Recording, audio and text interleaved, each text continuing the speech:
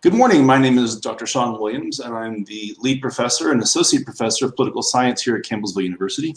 And thank you for joining us one more time, either live or watching on YouTube, for another one of our exciting discussions here with our senior seminar crew at Campbellsville University. Today, I have four of our panelists joining me today. From left to right on my screen, Mr. Jordan Sharrow. Jordan, how are you this morning?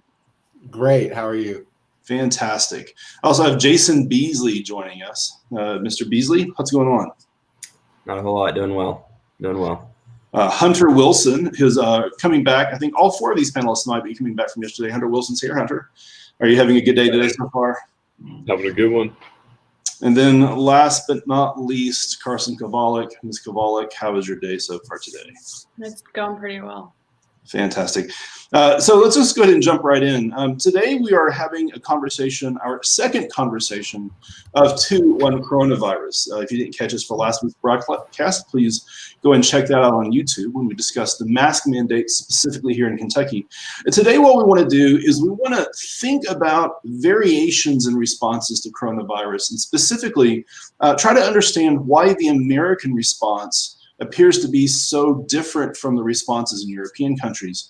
And why is it that both our national response as a government, but also apparently our cultural and social response is different than what you're seeing in countries like Germany or Italy or Spain. So first of all, let's talk about our approach to the coronavirus from the popular level.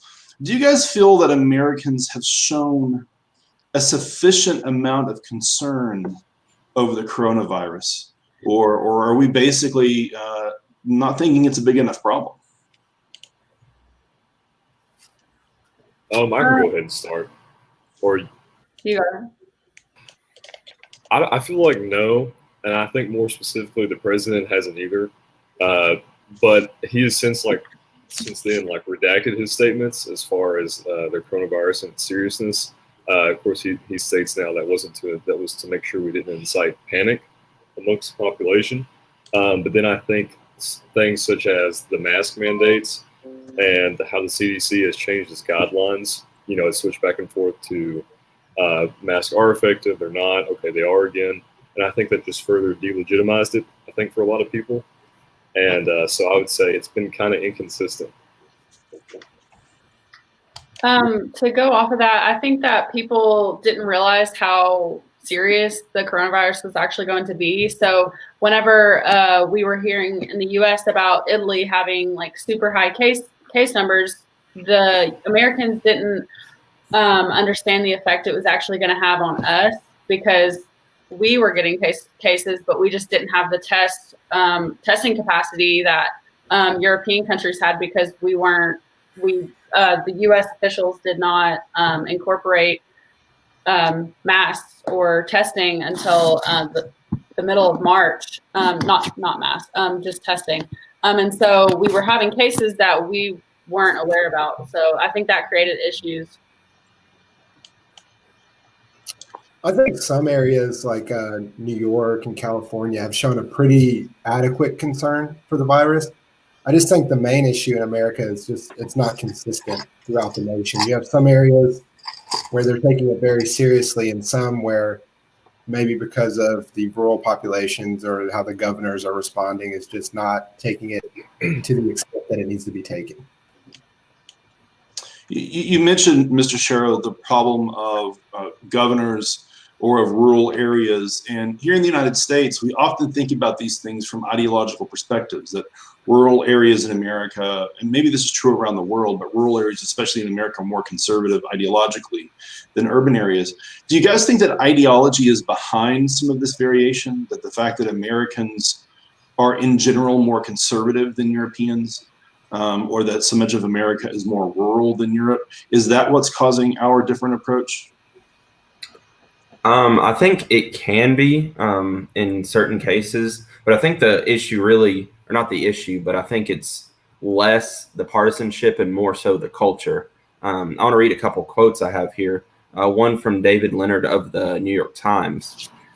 The United States is a large country at the nexus of a global economy with a tradition of pride for individualism over government reactions. And then another one by Dr. David Bennett of the University of Washington Public Health, who says, as an American, I think there's a lot of good to be said about our libertarian tradition, but this is a consequence. We don't succeed well as a collective.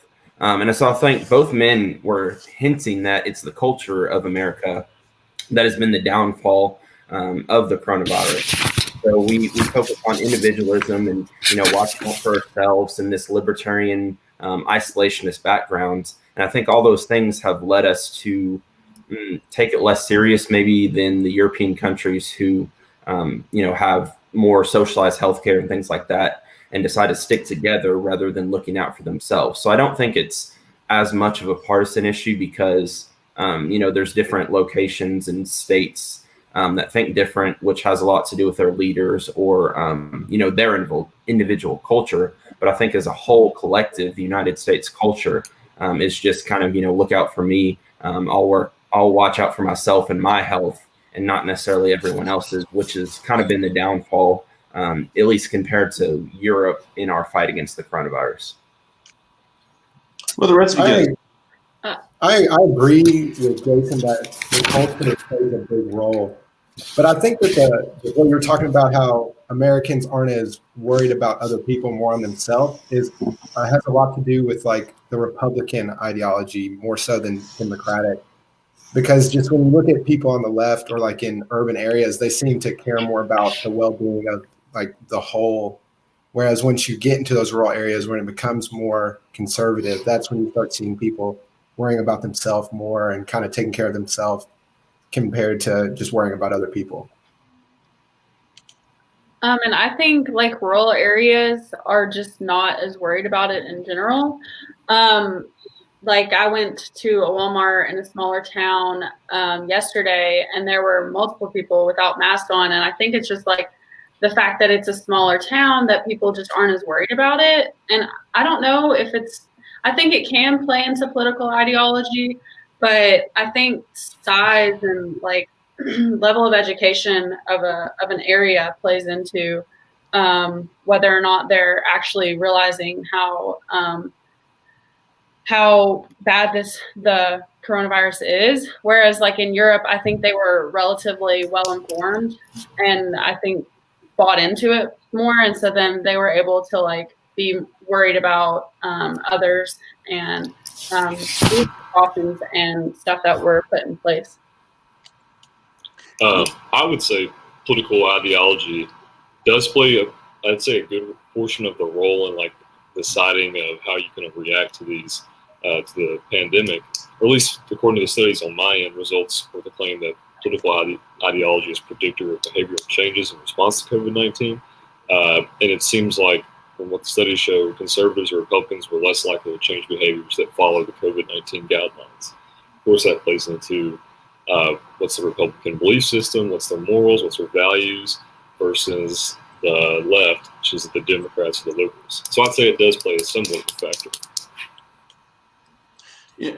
To the point that that Hunter and Carson you were making, you were talking about how there's this difference in how Americans were thinking about the problem and also a difference in how Americans were prepared for the problem.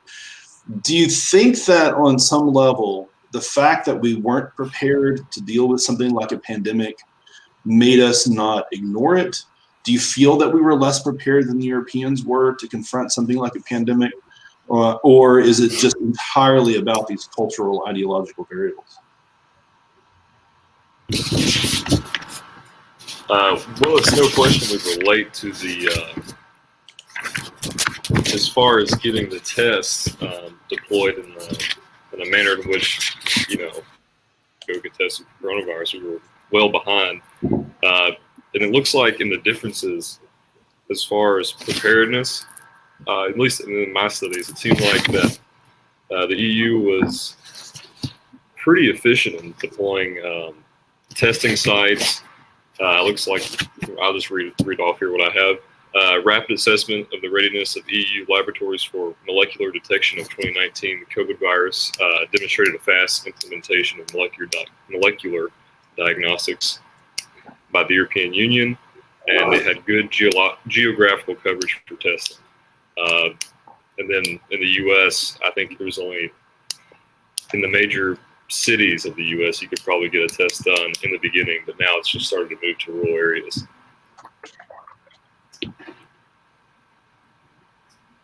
Anyone else? What do you think?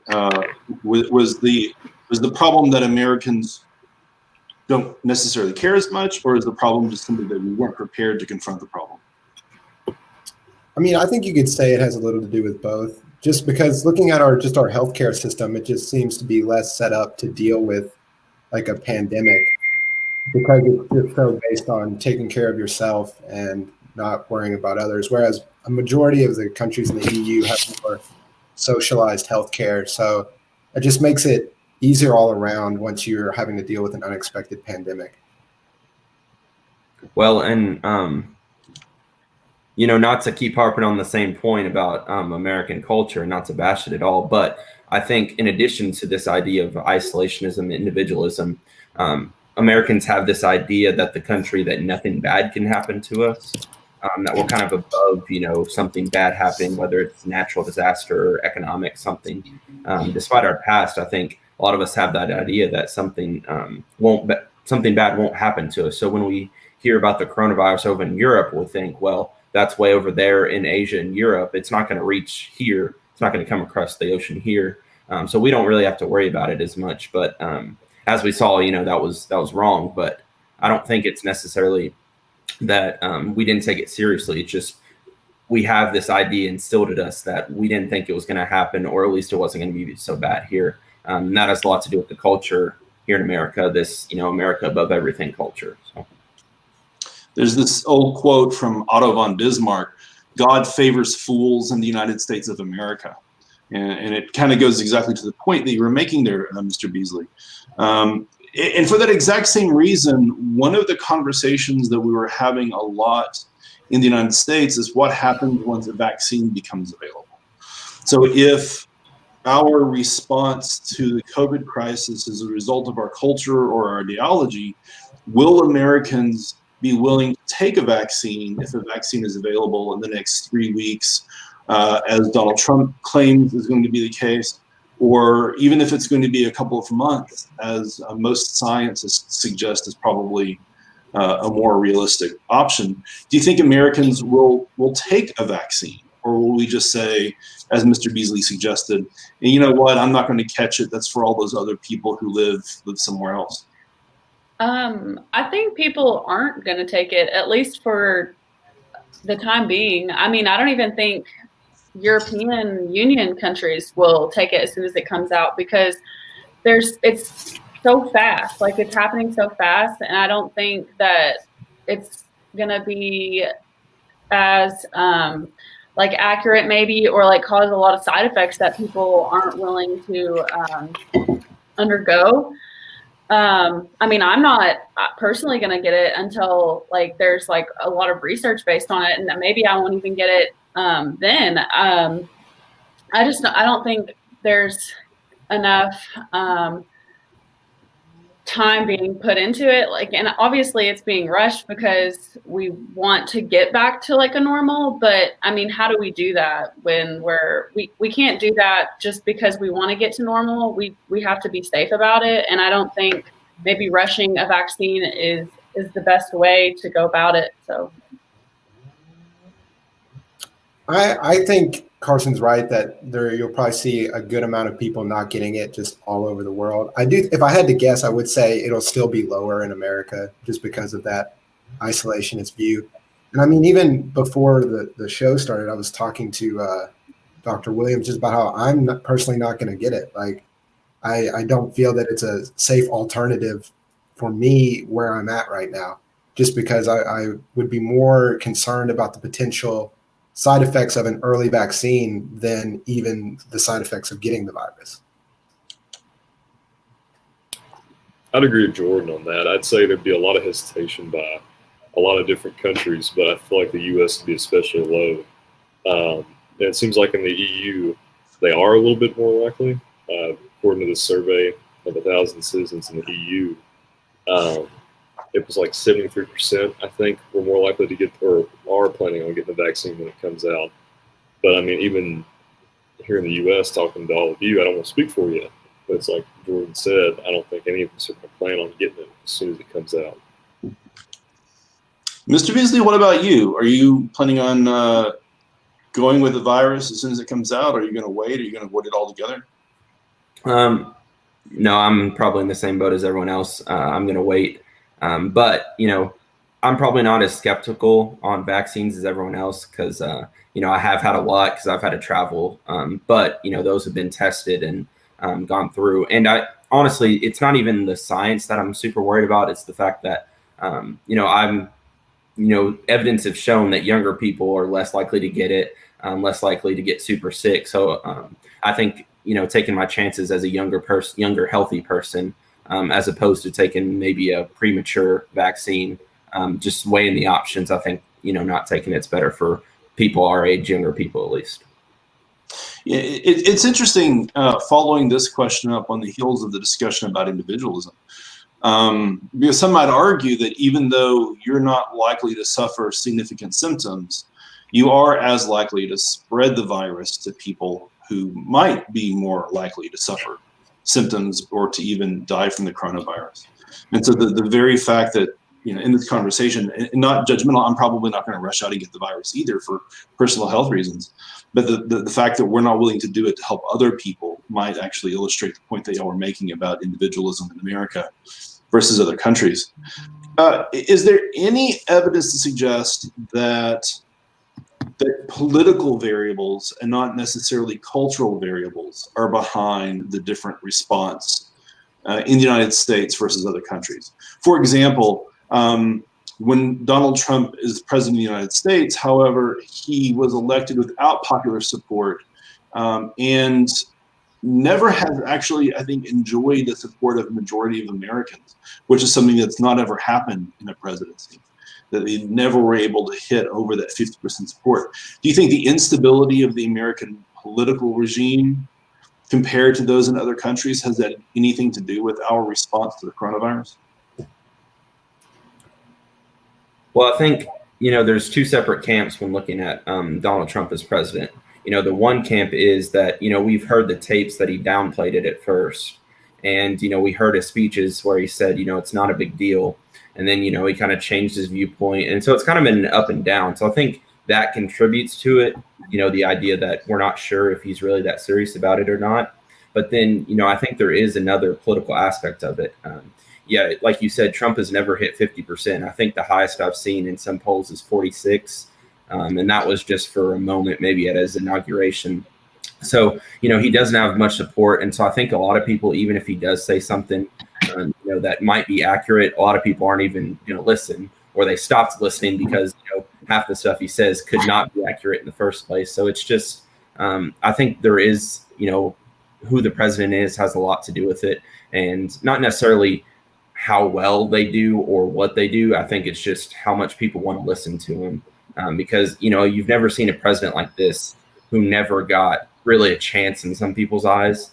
And, I kind of understand that because he did lose the popular vote and he isn't very popular. But, he's never got a chance. So I think a lot of people stopped listening before he even said something that might be worth listening to.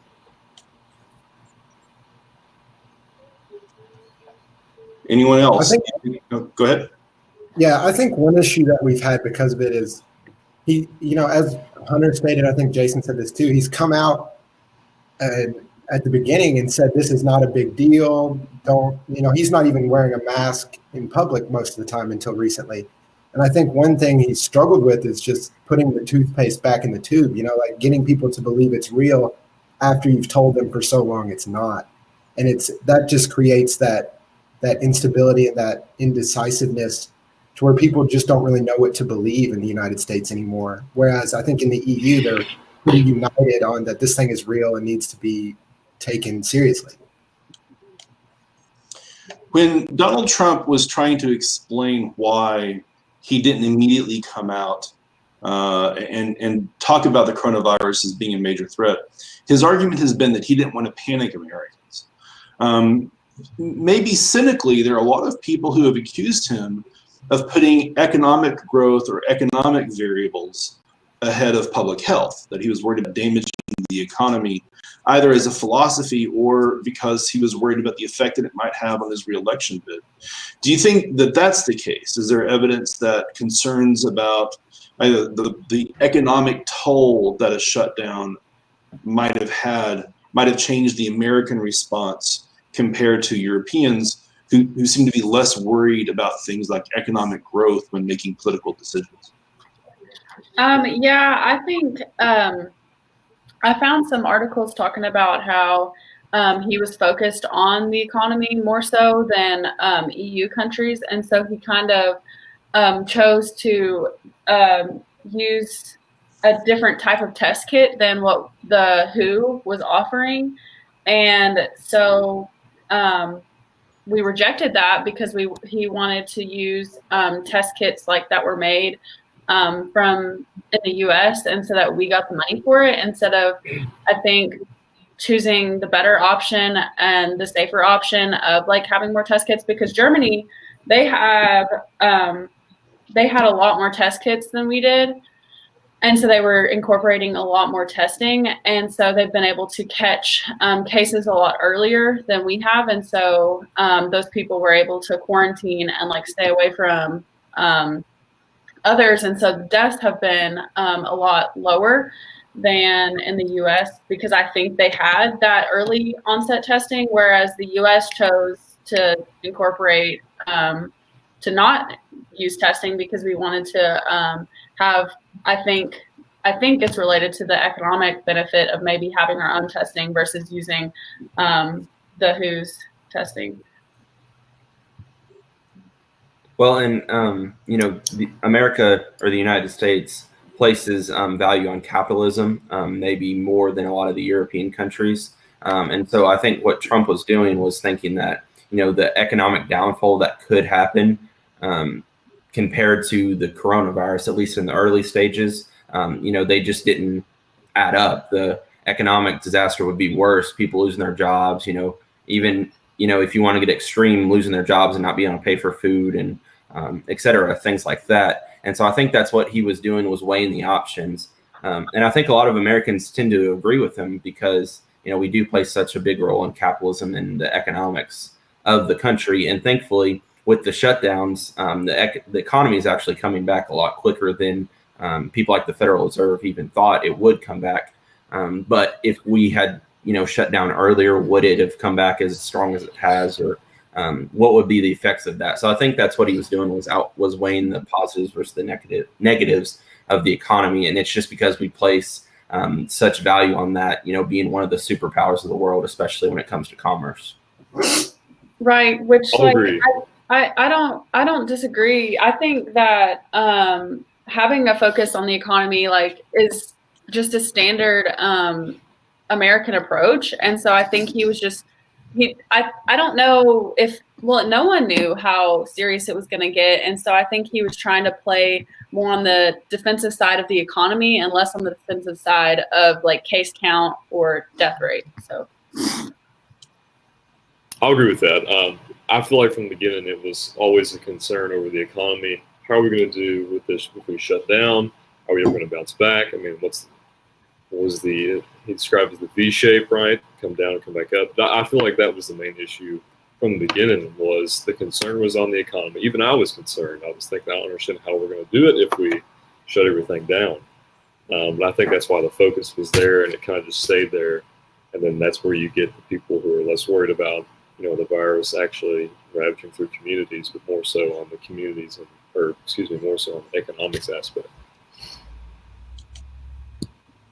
Another argument that's been floated by some is that there's something about the design or structure of the American political system that makes responding to nationwide or regional problems more difficult. What do you guys think about that argument, that either the federal nature of the American political system or the fact that some states might be Republican or Democrat, of the different party than the president, that these factors have led the United States to respond to the pandemic differently than in other countries? I think it's a big reason is the amount of power that we give to the states. So in EU countries, they're more united because they're not divided into 50 sub-countries almost. Whereas in the United States, we've got 50 different states who each have their own leader who's sovereign in his own ways, to where the president can sometimes tell them what to do, but other times has to kind of step back and let them make their own decisions. And when so much of the nation is split, especially between rural, urban, Republican, Democrat, you're just not going to be on the same page on every issue. And on most issues, you're going to be split decisively and be doing totally two different things. Jordan, do you think that the EU is better able? How do you think the EU was like more connected than US states? Like, because we're like our own state, but then the EU are their own countries. So like, I think that's a good point, but I mean, I don't know how better connected they are versus how we are. Well, I think I mean, I get what you're saying, but I think what I'm speaking of is each country in the EU acting individually, and then they're kind of coming together as a group. Whereas we're looking at the United States and why it's so split. And that just has to do, again, back to the partisanship. I think a lot of the United States is more split conservative and liberal than the EU even is. I think they're more on the same page with political things. And that's why we've seen such like an inability to come together. Well, I think it's the approach of the federal government, whatever level you see that as, whether you see it as the EU or the United States, the federal level, the top level, because Trump, he didn't really have any restrictions, right? He did the travel ban and a couple other things, but really he just released recommendations. And the last I saw, only like not even half of the states, or maybe just a little bit of half of the states, actually followed his recommendations for a reopening. So, what Jordan said was their own mini countries. That's true. And I guess, the president could have been more strict on what he said he wanted to do, but rather he decided to go the recommendation route, which led to inconsistencies throughout the state compared to state about what they were doing, right? We still see in states like Pennsylvania, New York, very strict mask mandates and, closing restaurants and things like that. But then you look in Florida and Tennessee, they just stopped the mask mandate altogether. So I think it creates a real inconsistency when you take it, you decentralize the government. When you centralize it, whether that's good or bad, you make it more consistent through everyone. So if it succeeds, then everyone succeeds. But if it fails, everybody fails. Whereas you see in the United States where some are succeeding and some are failing, however you measure that.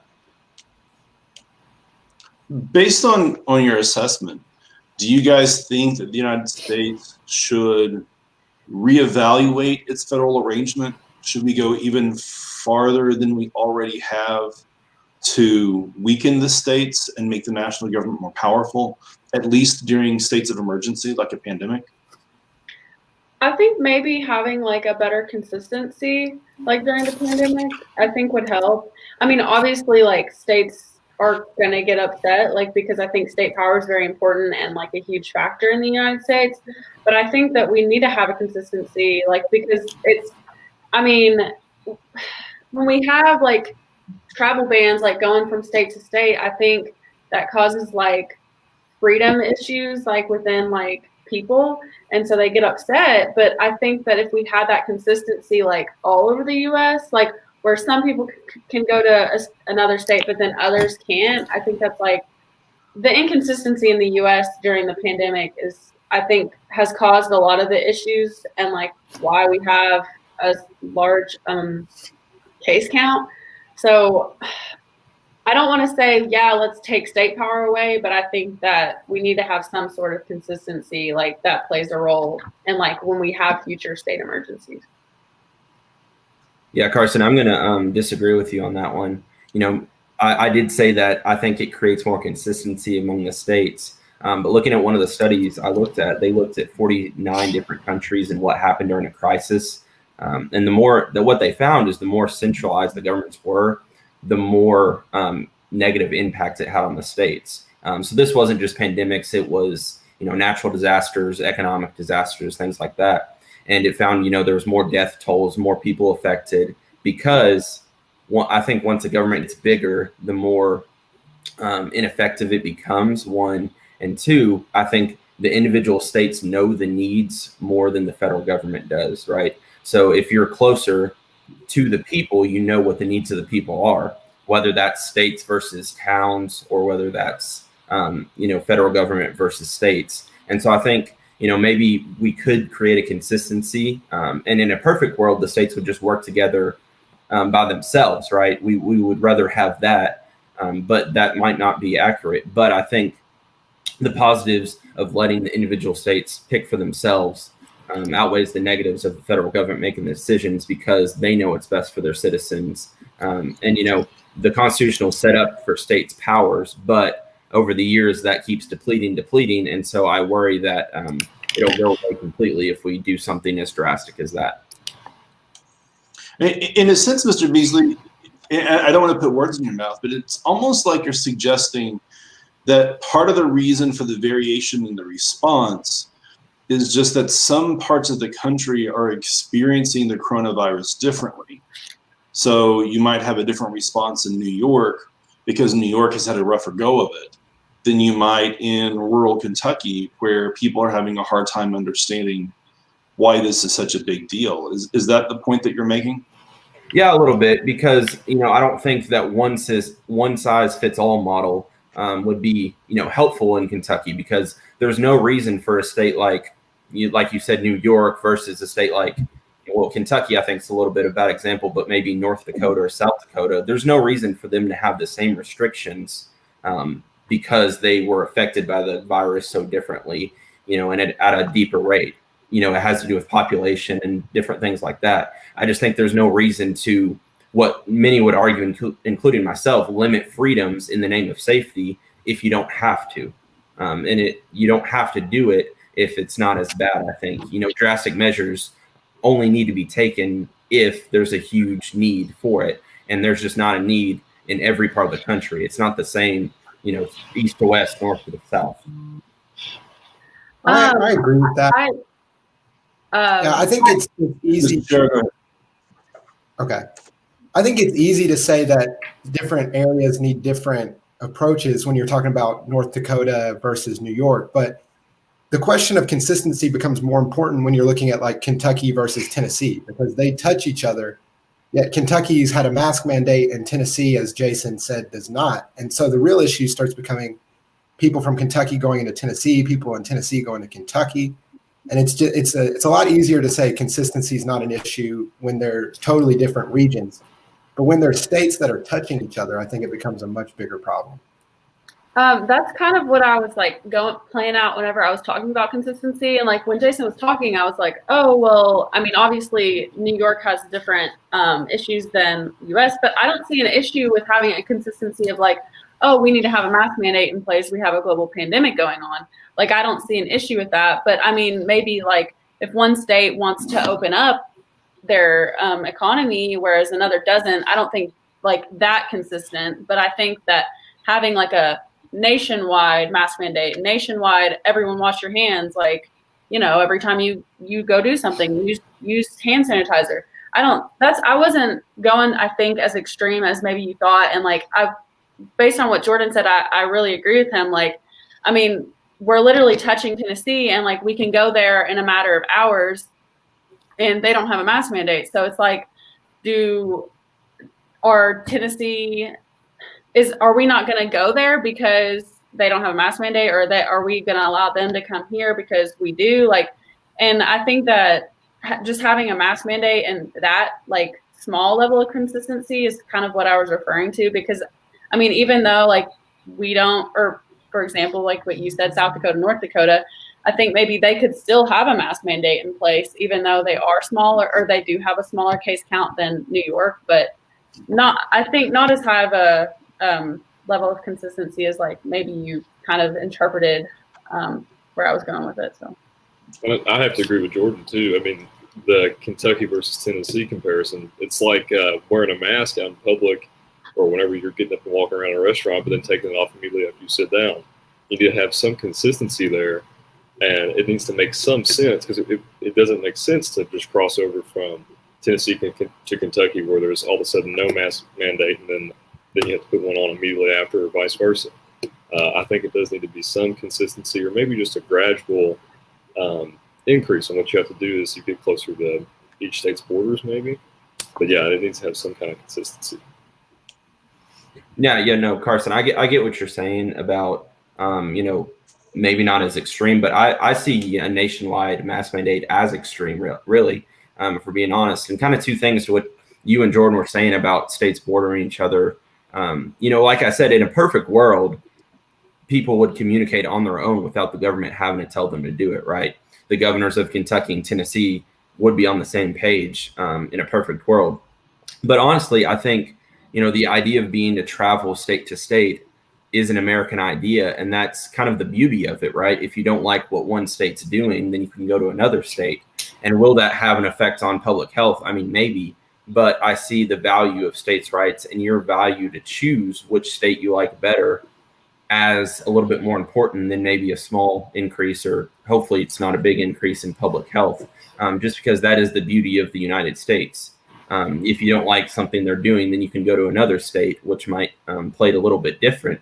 And I hope that wouldn't have a big effect on public health. And I really don't think it would, maybe a little bit. But I think that's something that we might have to deal with in the name of states' rights, in the name of freedom, liberty, whatever you want to call it. We're recording this a couple of days after the first presidential debate between incumbent Donald Trump and the Democratic challenger, Joe Biden. Biden has argued that the recovery from coronavirus has a K shape to it rather than a V shape.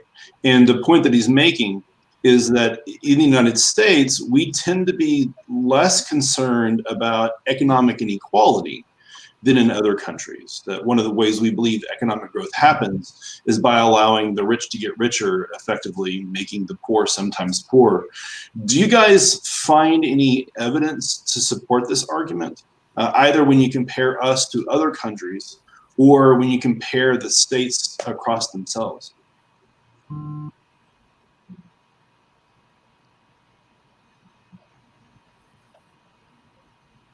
I mean, I think it's definitely true that we put a emphasis on economic growth, especially compared to most countries around the world. And I think Biden's right that we do have kind of our economic system set up to where you can get exponentially wealthy and at the same time pay very little in taxes or what have you, effectively making the poor poorer. But I haven't really seen the K model before, so I'm a little confused as to how that works. I've been trying to work that out in my head. I don't know if anybody else has a better understanding of it, but I do think he's right just speaking on the economic terms.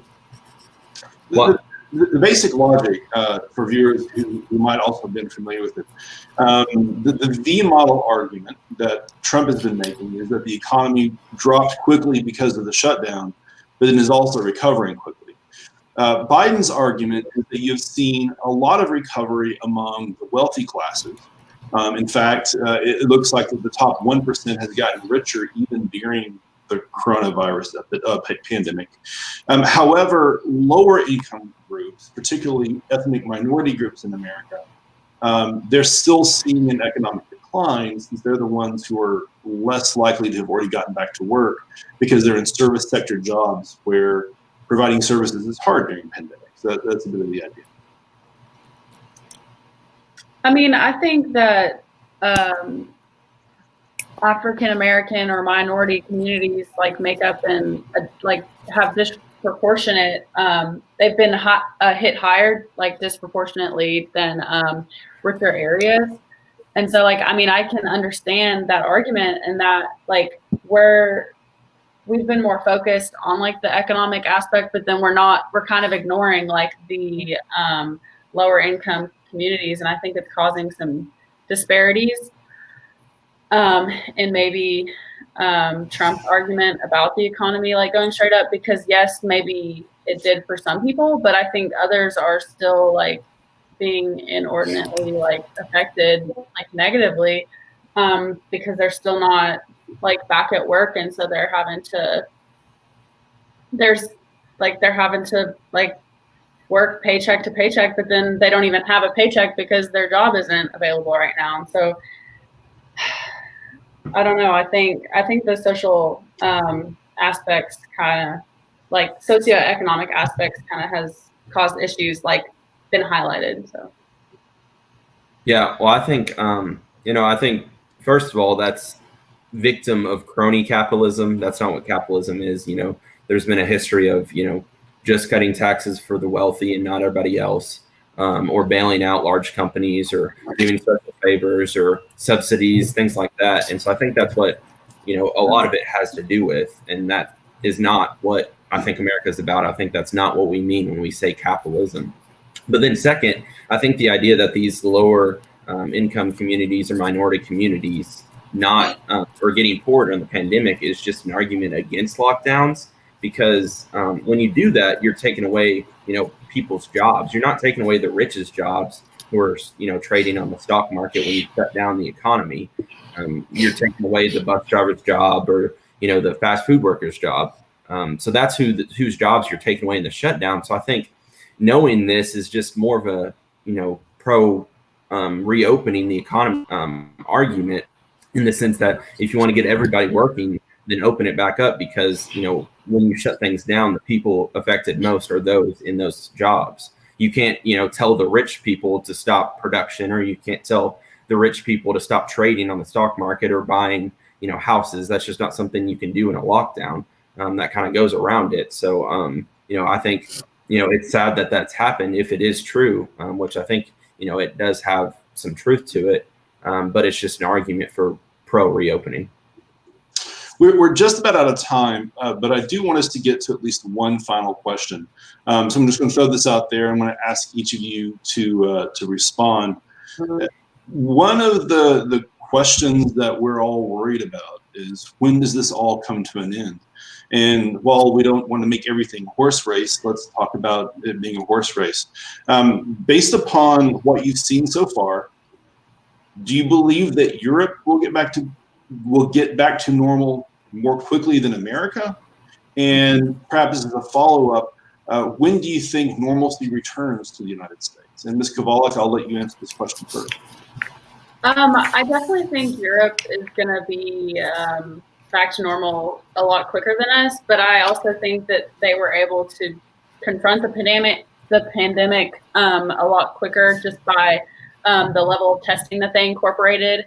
But I also think that we don't know when the end is, and we talked about this last week. And I mean, maybe when a vaccine comes, but I mean, is that when we'll go back to normal? But I mean, I don't think so, because I don't think people are going to get it. And I think that we'll continue to wear masks. And is that maybe the new normal? Like, are you referring to normal as like no mask, or normal as in like our economies open up?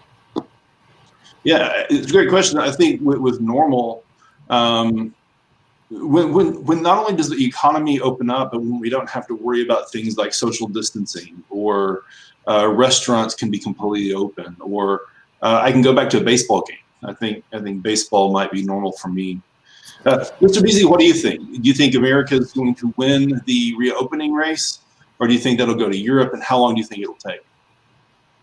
I do think Europe might probably reopen more, just because I think the United States has hit such a low that it's going to be a really hard way to get back up. But on the other side, I could see it being the opposite, because Europe has the lockdowns. This whole idea of immunity once you get it. Maybe that has something to do, because we see New York, a lot of them got it quicker, and their numbers are actually less than they were back when it was really bad, as opposed to many states who are just going up at the moment with reopening schools and whatnot. So I could really see it going either way, but I do think it will go to Europe, just because of the hole we've dug. And then to address the second question, it's hard to see the end, because no one's really given us an answer, like Carson said, and like we mentioned in the last podcast. But I think the end is not going to be a vaccine or no cases. I think the end is just going to be people getting sick of, following the rules. I think the reason that so many of these states are getting rid of the mask mandates and opening the economy is just pressure from the citizens who are, tired of listening to the rules and tired of living, in fear, in quotations. And so I think that's really going to be the end, is just when people get sick of it, not when something actually set in stone happens. I think people are just going to stop caring about it anymore. Because, after so long, it's hard to say something's a pandemic anymore. After so long, it just kind of becomes the new normal. So, it's hard to see an end because we don't know. But I think the end's not going to be as concrete as we hope or what the politicians are saying. Mr. Sharrow? I really agree with what Jason's been saying overall. I think Europe is in a better spot to return to normal sooner, but I don't think they will. I think the United States will return to normal sooner, despite being in a worse position to do so. And then I also think that when it comes to getting back to normal in that time frame, I agree that I don't think a vaccine is going to do it. I think people getting tired of it is going to do it. And I think if you want me to put just a date on it, just because, why not? I think fall 2021 is probably going to be the first, okay, this is more normal than we've seen in a long time, and it's pretty much the same. Mr. Wilson, you get the final word. I have to agree with Jordan and Jason. Europe is in a better position to go back to normal, though I doubt they will. But they are definitely set to do so. As far as the U.S., it's kind of complicated because in the middle of this pandemic, we also have an election year, and I think a lot of it is dependent on who the next president will be, whether it's Trump remains or Biden comes in. I think once that happens, or once the election happens, then we can take either the new approach, or Trump may just create a whole new way of looking at it, or a whole new deadline or timeline for us to follow. I'll say at least January of next year as far as a date.